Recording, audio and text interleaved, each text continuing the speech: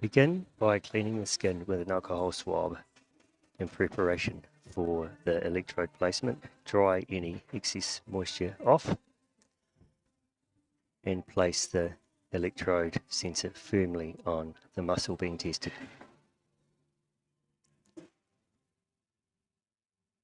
Now press play, start recording data and take an image of sensor placement. Take a picture of seated muscle activity. Ask your patient to stand and take a picture of standing muscle activity. Now you're going to perform a maximal voluntary contraction of the lumbar extensors by performing a Superman exercise.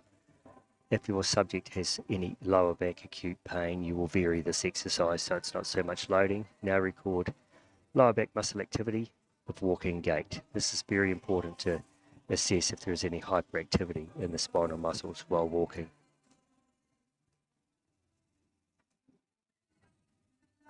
Now record the flexion relaxation test. This test is important to hold the sensor against the skin as the skin stretches a lot on the lumbar extensors and can pull on the electrodes, causing artifacts. So when the subject flexes right over, the extensor muscles should be completely relaxed. Now we're going to go into the settings and change the color of the sensor, because when you're using one sensor to compare left and right, it's good to have separation of the colors. Okay, once the skin is prepared, apply the sensor to the right lumbar extensor. Take a picture of the sensor placement. Take a picture of seated muscle activity. Now record activity from standing and take a picture. Now once again, we move into the Superman position to measure maximal voluntary contraction of the right lumbar extensor.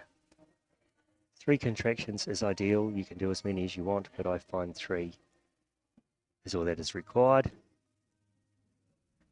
Then have your subject stand up and walk around the treatment table twice, again to gauge muscle activity of the lumbar extensors walking, looking for any hyperactivity or excessive spinal activity from the lumbar extensors. Once again, we record the lumbar flexion relaxation test. Hold the sensor against the skin. Ask your patient to flex forward and fully relax to the bottom and see if their lumbar extensors go calm. So watching the screen here, you can see that the lumbar extensors turn off completely when this patient flexes over and relaxes at the bottom. That is the perfect result for this test. Now we will review the data we've recorded. So there's quite a few tools within the app, so I'll show you them as we go. It's important to take photos of the images as you record your data, otherwise the data means nothing. So with the images here, we've got sensor placement. So if you hit the drop down arrow, there are markers in here which put a recording on your data so you know exactly what you are doing. Next, we looked at sitting muscle activity. So we can put a marker there so we know it's the sitting muscle activity. And then we looked at standing muscle activity. So what we're looking for here is any hyperactivity in the muscles working too hard, and these are near baseline. If we put a selection over here, anything below 6 to 7 microvolts is just baseline muscle activity. So for this person, there is no hyperactivity present. We now did the Superman test to measure maximal output of the lumbar extensors. So this here was our MVC, our maximal voluntary contraction. So this data we're going to set is the maximal to compare the activity from all other exercises. All right, now we can scroll through to walking activity.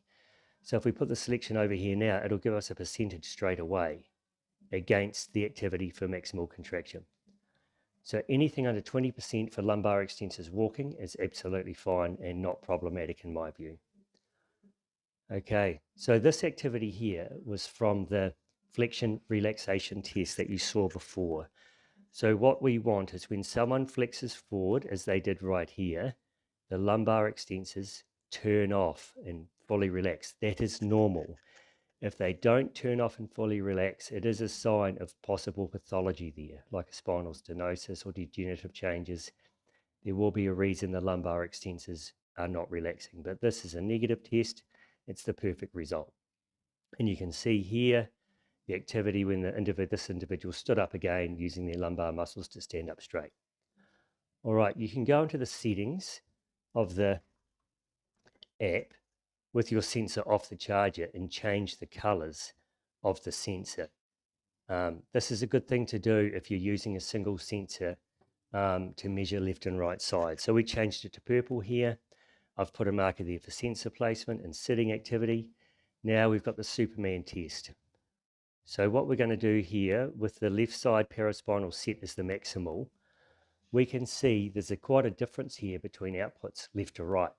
This right lumbar extensor is producing 57% more muscle activity than the left. So this just means that it's stronger on the right side, it's functioning a bit better. So I'd recommend straight away that this individual trains her left lumbar extensor. So we can go split screen down here and we can drag the two areas of the Superman beside each other. So on the left, you've got the output of the left paraspinal, and on the right, you've got the output of the right paraspinal. And you can see 57% more activity on the right. Go back to single screen again. So what we're going to do is I want to see the percentages for the right side now. So I'm going to clear. So it's reset, everything's back to microvolts, and then I'm going to make this the maximal. Oops, we'll clear that and make this the maximal.